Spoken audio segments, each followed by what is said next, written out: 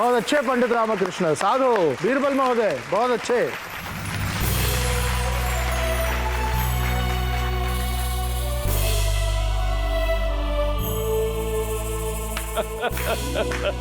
वाह बीरबल, वाह वाह बीरबल, वाह वाह वाह वाह।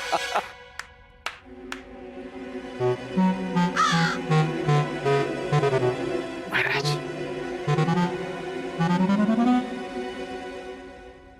आज हमारी मातृभूमि विजयनगर के माथे पर विजयश्री का तिलक लगा है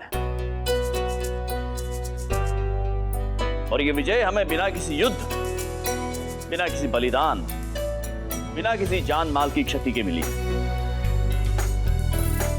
और इसका श्रेय जाता है पंडित रामकृष्ण और बीरबल को, इनकी सूझबूझ को, इनके चातुर्य को।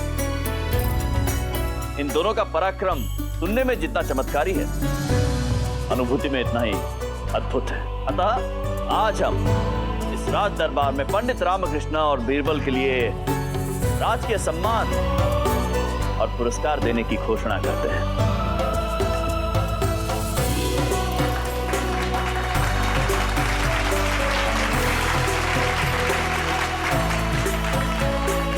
महाराज, हम आपका ध्यान उस घोषणा की तरफ केंद्रित करना चाहते हैं जो अब तक अपूर्ण है। हमारा आशय है पंडित रामकृष्ण को अष्टदिग्गज के पद से सुशोभित करने से है।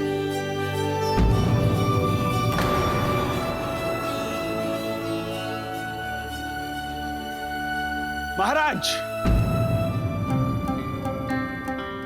इस विजयी अवसर पर हम आपसे कुछ कहना चाहते हैं। अवश्य गुरुवर, अवश्य।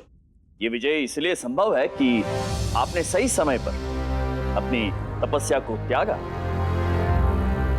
और बीरबल को यहाँ राज दरबार में लेकर आए। बताइए आप क्या कहना चाहते हैं। धन्यवाद महाराज। महाराज, ये सबको ज्ञात है कि राज्य की प्रतिबद्धता ही हमारे जीवन का एकमात्र उद्देश्य है। तो महाराज, हम एक बात कहना चाह रहे थे, बस हमारी कही बात का कोई बुरा ना माने।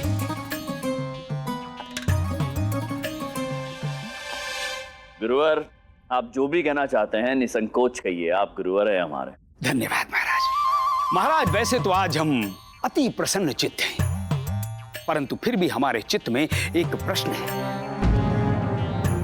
पंडित रामकृष्ण जी, आपसे हमारा आग्रह है कि आप केवल हमारे प्रश्न को सुनिएगा, बुरा मत मानिएगा। हाँ, तो वो प्रश्न है कि क्या मात्र पंडित रामकृष्ण ही अष्टदिग्गज बनने के योग्य हैं? क्या? ये कैसा प्रश्न है गुरुवर? महाराज, इसीलिए हमने पूछने से पूर्व आपसे अनुमति मांगी। हम जानते हैं महाराज कि यह प्रश्न तुच्छ प्रतीत होता है, परंतु इसकी तुच्छता को स्पष्टता से दूर किया जा सकता है। हाँ, पंडित रामकृष्ण, आप हमारे आग्रह को भूले तो नहीं? आप केवल प्रश्न सुनिएगा, सुनिएगा, हैं? बुरा मत मानिएगा। गुरुवर, मेरा भी आपसे आग्रह है कि आप अपनी बात निश्चिंत होकर पूरी करें। महाराज, हम जानते हैं कि पंडित रामकृष्ण अष्टदिग्गज के प्रबल दावेदार हैं, परंतु क्या गुरुवर? परंतु क्या? पंडित रामकृष्ण ने सदैव पूरी निष्ठा से हमारी सेवा की है, हमारे राज्य की सेवा की है, अभूतपूर्व सेवा की है। अभी अभी हमारा राज्य एक बहुत बड़ी विपदा से, एक संकट से बचा है। वो पंडित रामकृष्ण की सूझबूझ के कारण ही हुआ है ना? सत्य महाराज, सत्य। परंतु इस समझदारी में एक साझेदारी भी थी, बीरबल की।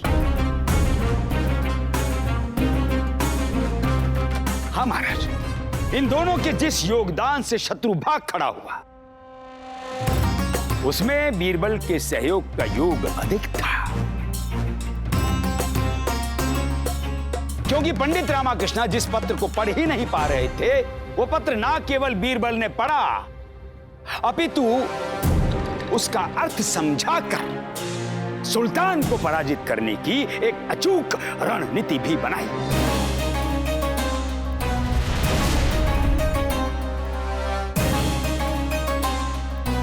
महाराज, अष्टदिग्गज का पद अति महत्वपूर्ण पद होता है। इस पर जो भी आसीन होगा वो राज्य के इतिहास में एक ज्ञान स्तंभ कहलाएगा। अतः इसका चुनाव भावनाओं के आधार पर नहीं, अपितु विशुद्ध योग्यता के आधार पर होना चाहिए।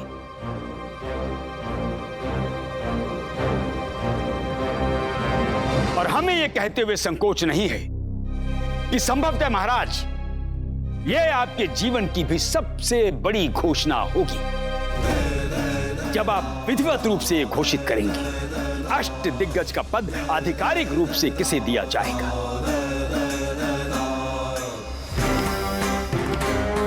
तो महाराज, किसी के भी पक्ष की अवहेलना नहीं होनी चाहिए। अब राजगुरु होने के नाते हमें जो अनुभव है उसके आधार पर हमारा मानना है कि बीरबल भी अष्टदिग्गज के पद के लिए एक सशक्त दावेदार हैं।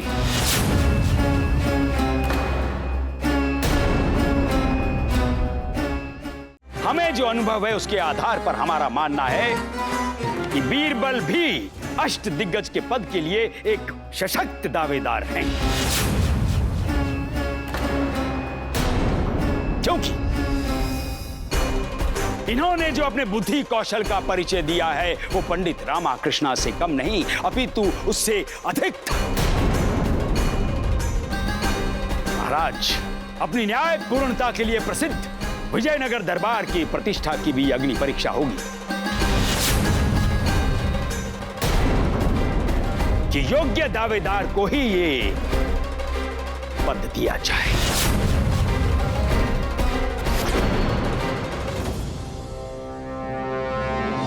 परंतु गुरुवर, आप भूल रहे हैं कि बीरबल महोदय बाहरी व्यक्ति हैं और पंडित रामाकृष्ण। हाँ मंत्री जी, पंडित रामाकृष्ण भी कभी बाहरी व्यक्ति थे।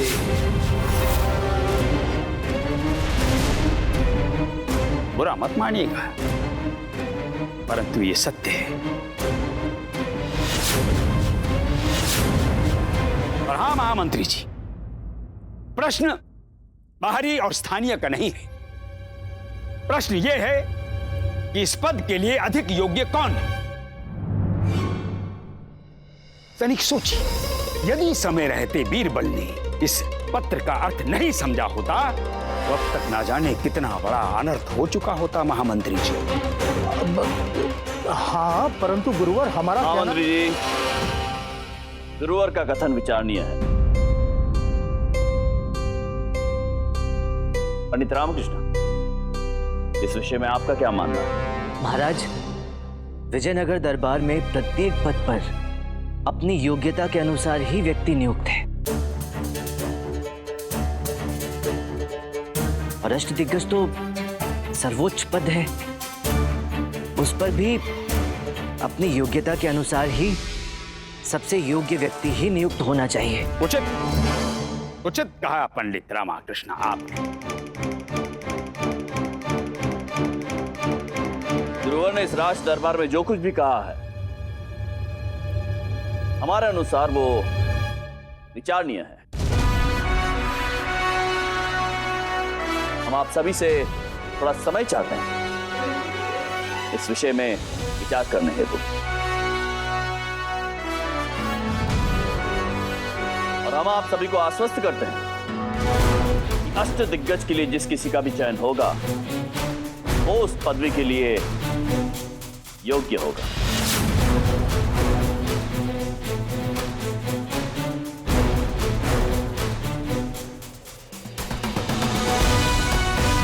महाराज कृष्णदेव राय की, महाराज कृष्णदेव राय की, महाराज कृष्णदेव राय की, महाराज कृष्णदेव राय की।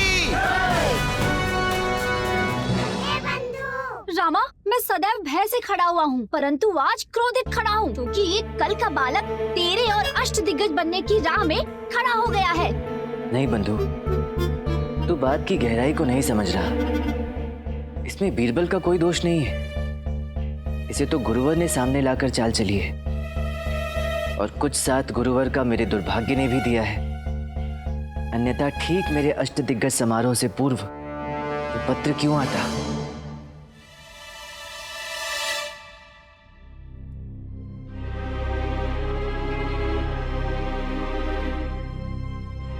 पंडित रामाकृष्ण जी, ये जो घटना कर्म हुई है उसमें मेरा कोई उद्देश्य छुपा नहीं था, यही कहना चाहते हो ना?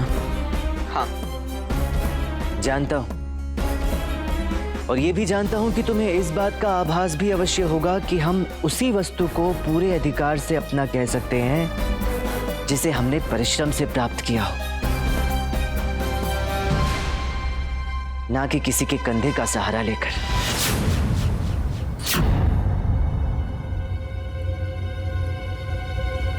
याद रखना बीरबल, योग्यता प्राप्त करना और उसे बनाए रखना, दोनों में बहुत अंतर होता है।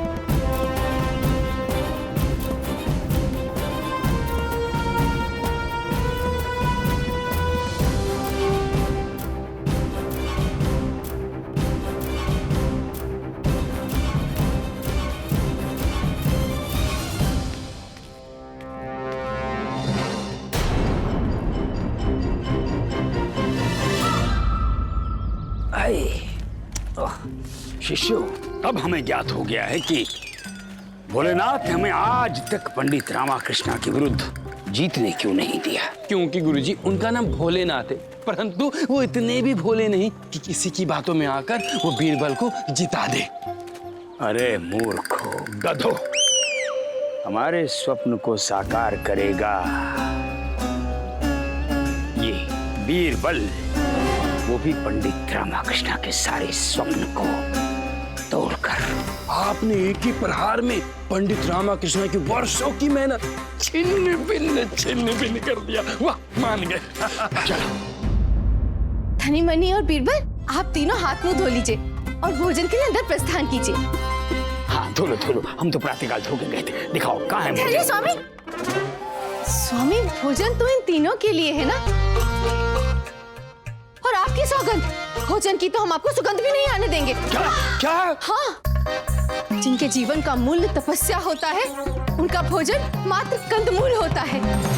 अरे रोको, अरे कोई रोको इसे। बीरबल, देखो, भूख के मारे हमारा मस्तिष्क कार्य नहीं कर रहा है। इस समस्या का कोई उपाय है आपके पास? हाँ, है ना। तो अब तक बताया क्यों नहीं? क्योंकि आपने पूछा ही नहीं।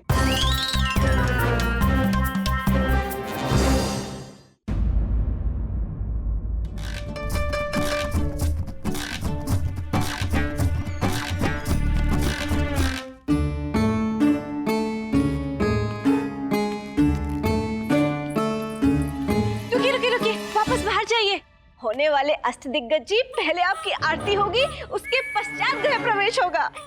नहीं शारदा,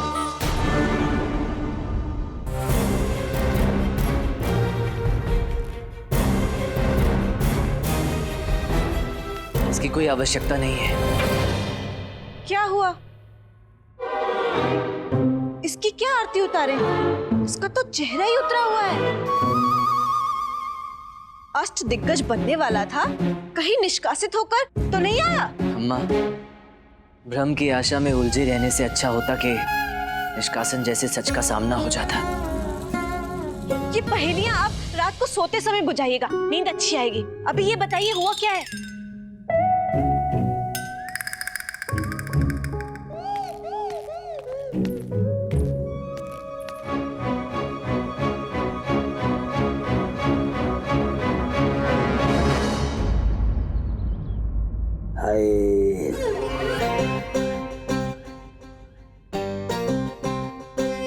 देखो बीरबल, यदि इस समस्या का कोई उपाय है तो हमें ही बता दो। आप इस उपाय का क्या करोगे? उचित, गुरु माता को बुलाइए। बुलाओ। जी गुरुजी, मैं भी बुला के लाता हूँ।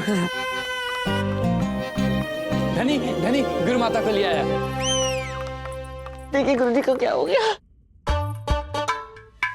गुरु माता, आप जो कर रहे हैं उसकी भावना बहुत अच्छी है, परंतु उसका परिणाम इनके लिए बिल्कुल भी अच्छा नहीं होगा। अर्थात? अभी कुछ दिन पूर्व आपकी षष्ठी पूर्ति हुई है, अर्थात पुनर्विवाह। हाँ, हुआ है। युवराज गुरुजी। गुरुजी बोलिए बोलिए, बताइए सबको कि आप ही विजयनगर में एक ऐसे व्यक्ति हैं जिन्होंने एक गलती को 2 बार की। कितनी बार? 2 बार। हाँ, हुआ है। शास्त्रों में लिखा है एक मनुष्य को विवाह के उपरांत गृहस्थ आश्रम में रहना होता है और इसकी अवधि शास्त्रों के अनुसार 25 वर्ष की है। अभी तो आपके पुनर्विवाह को 25 दिन भी नहीं हुए। ऐसे में यदि ये संन्यास ले तपस्या करने चले जाएंगे तो गृहस्थ आश्रम अधूरा रह जाएगा और इसका सारा दोष आप पर आ जाएगा। पर आप पे कोई दोष ना आए इसलिए वापस चले आए। हाँ, देखो देखो वरुणमाला, उधर हम संन्यास में रहें और इधर तुम दोषों के तले दबी रहो। ये कैसे हो सकता है? नहीं हो सकता, बिल्कुल नहीं हो सकता है। आप हमसे इतना प्रेम करते हैं तो गुरु माता, क्योंकि इन्होंने षष्ठी पूर्ति की है आपसे पुनर्विवाह करके, तो भी ये 25 वर्ष तक संन्यास लेकर तपस्या नहीं कर सकते। सत्य, अति सत्य का, अति सत्य का।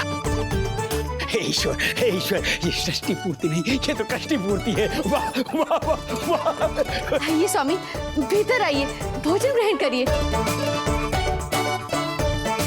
चमत्कार हो गया, चमत्कार हो गया। बीरबल, हम जीवन भर याद रखेंगे कि हमें आपके द्वारा की गई इस सहायता का धन्यवाद चुकाना है।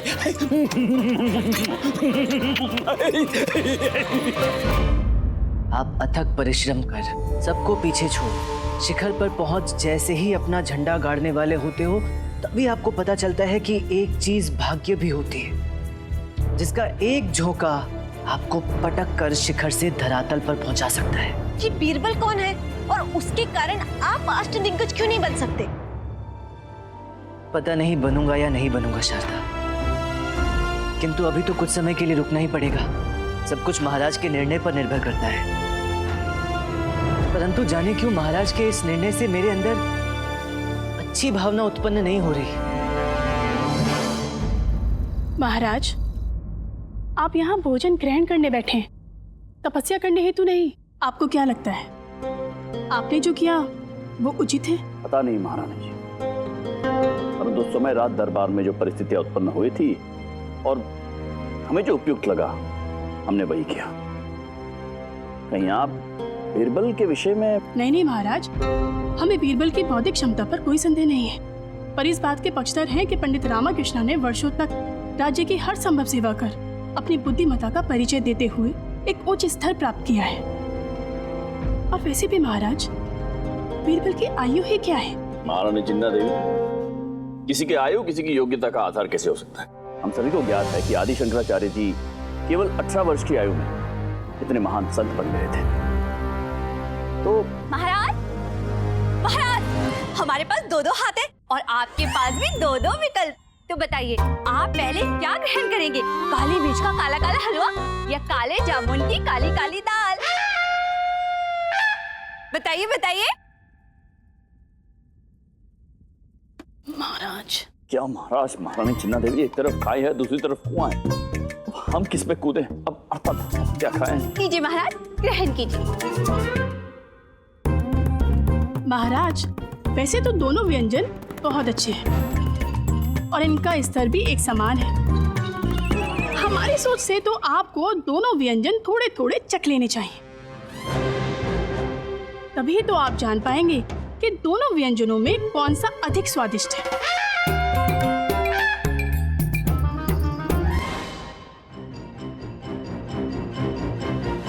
मिल गया। क्या मिल गया? पंडित रामकृष्ण और बीरबल की समस्या का समाधान मिल गया महारानी तिरुमलम्बा।